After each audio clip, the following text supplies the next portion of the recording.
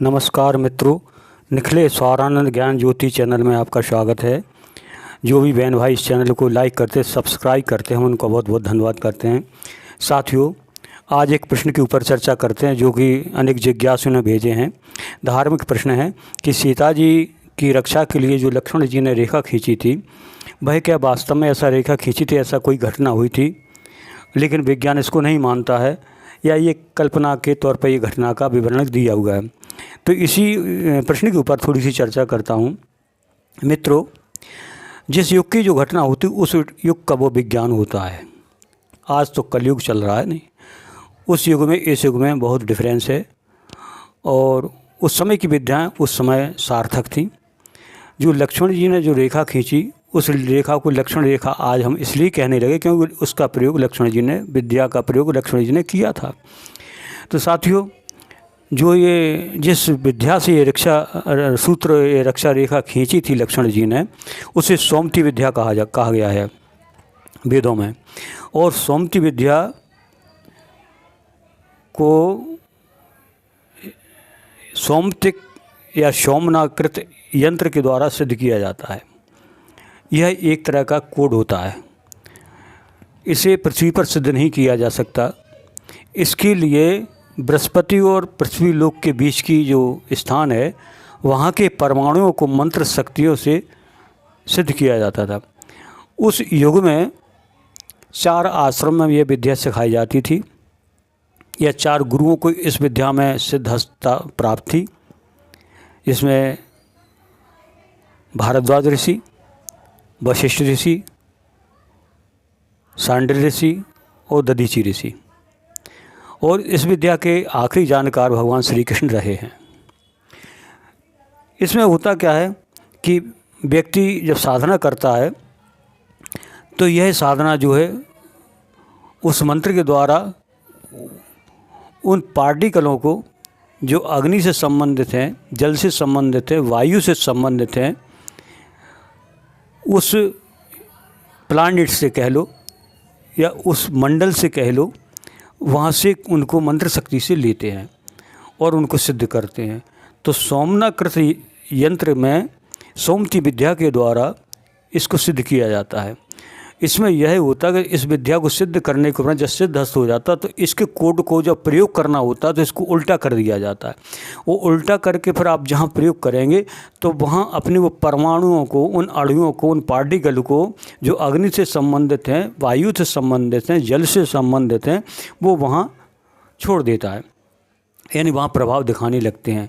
इसमें ऐसा भी होता है कि क्योंकि ये आध्यात्मिक विद्या संकल्प शक्ति के द्वारा चलती है, उसमें जिस किसी का नाम लेते हैं कि उस पर ये असर ना करें तो उस पर असर नहीं करती है। जैसे लक्ष्मण जी ने इस विद्या का प्रयोग किया और रेखा खींची, तो उसमें यह संकल्प था कि सीता जी के ऊपर और हमारे ऊपर, यानी लक्ष्मण जी के ऊपर किसी तरह इसका प्रभाव ना हो। अन्य कोई भी व्यक्ति आए, कोई भी पदार्थ आए, कोई भी चीज़ आए, जीव जंतु, वह इसको भस्म कर देगी जो इसके संपर्क में आएगा। इसलिए ऐसे भस्म कर, क्योंकि दूसरे जब कोई चीज़ आएगी तो उसके परमाणु, उसके पार्टिकल जब इससे टकराएंगे तो इसमें दाहक शक्ति उत्पन्न हो जाती है। दाहक शक्ति उत्पन्न होने पर वो उसको भस्म कर देती है, वहीं जला करके राख कर देती है। इसलिए, क्योंकि आपने सुना होगा, जैसे ये लोक कथा में आते कि सीता जी से कहा कि मैं देहरी के अंदर की भिक्षा नहीं लेता हूँ, बाहर निकलिए। तो सीता जी तो देहरी के अंदर थी नहीं भिक्षा लेने, वो तो अपने आंगन में खड़ी थी ना। लेकिन उसको लोक भाषा में कह दिया गया, जब वास्तविक जाएगा उस रेखा से वो पार कराना चाहता था, क्योंकि सीता जी के ऊपर इसका असर नहीं होता। रावण को छोड़ता ही नहीं रेखा, रावण को भस्म कर देती। इसलिए जैसी सीता जी बाहर आई तो उसके बाद ये अपहरण की ये घटना ये सामने आ गई।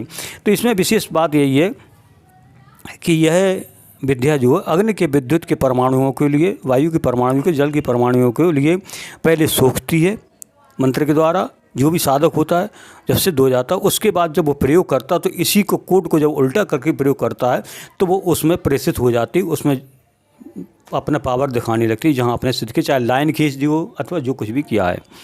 तो इस तरीके से ये बात तो 100% सही है।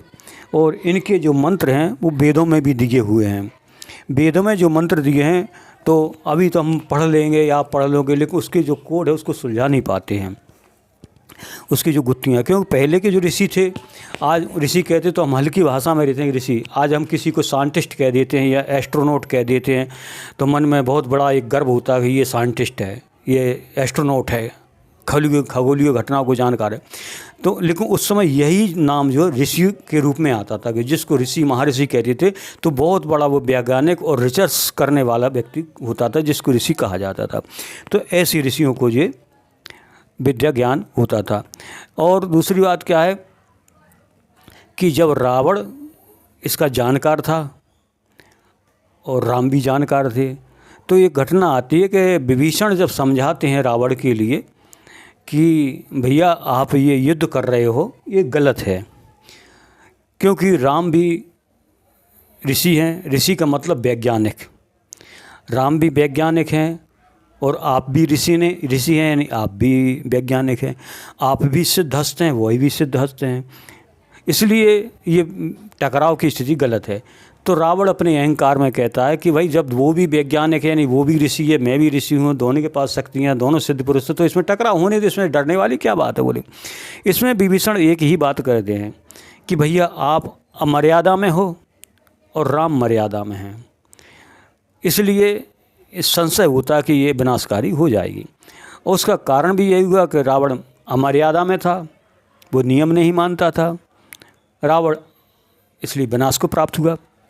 शक्तियाँ तो रावण के पास भी थी, राम के पास भी थी, राम मर्यादा में थे, इसलिए वो जीत गए। अब यहाँ बात आती है कि इसमें जो सिद्धियाँ ऐसा नहीं कि उसी समय प्रयोग हुई हों, इसमें पहले सतयुग में देवासुर संग्राम हुआ।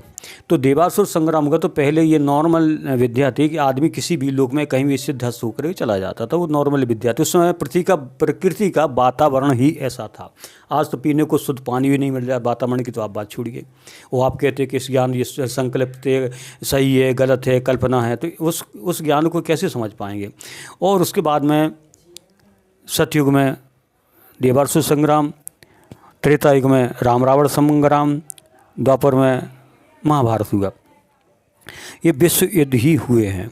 इन विश्व युद्धों में उन्हीं यंत्रों को इस्तेमाल किया गया था जो अन्य ग्रहों के पार्टिकल को इकट्ठा करके बनाए गए थे।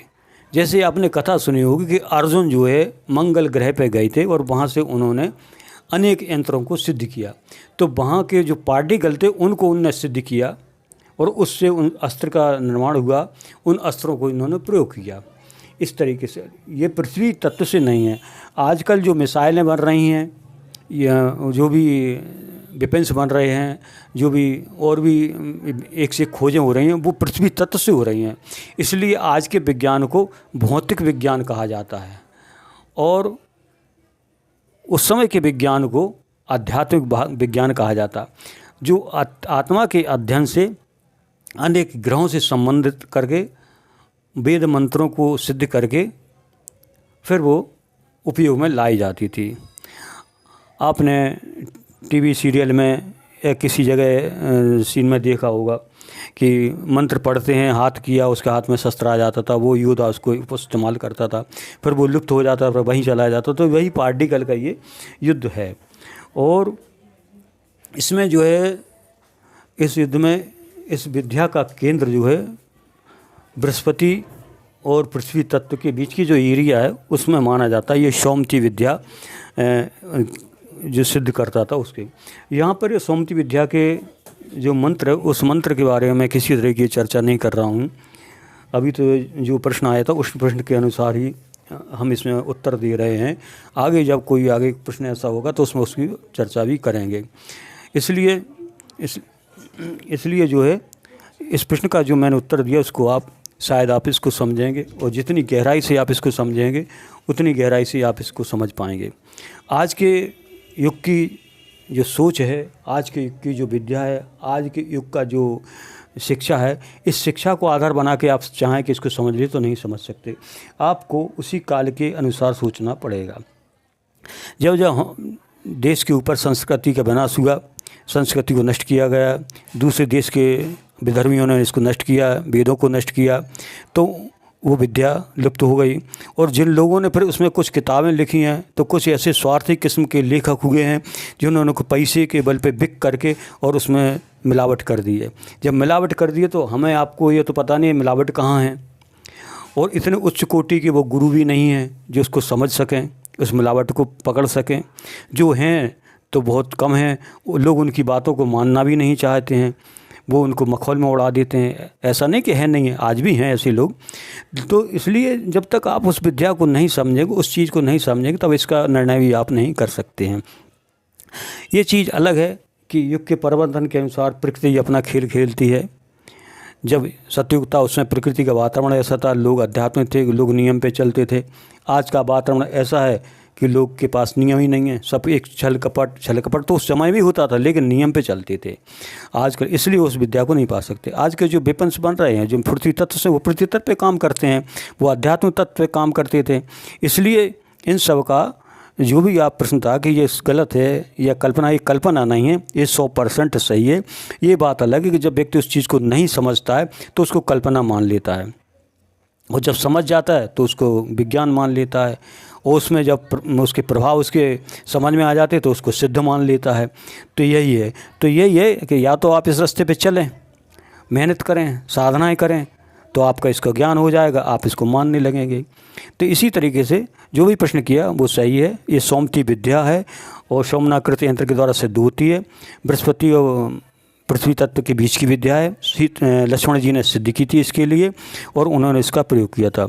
तो साथियों, मैंने आपके प्रश्न के अनुसार जो भी चर्चा की है, शायद आप इससे संतुष्ट हुए होंगे, और आगे भी अगर मेरे पास प्रश्न आते रहेंगे, जो भी उचित होगा उस उचित उत्तर के लिए मैं आपके सामने रखूँगा।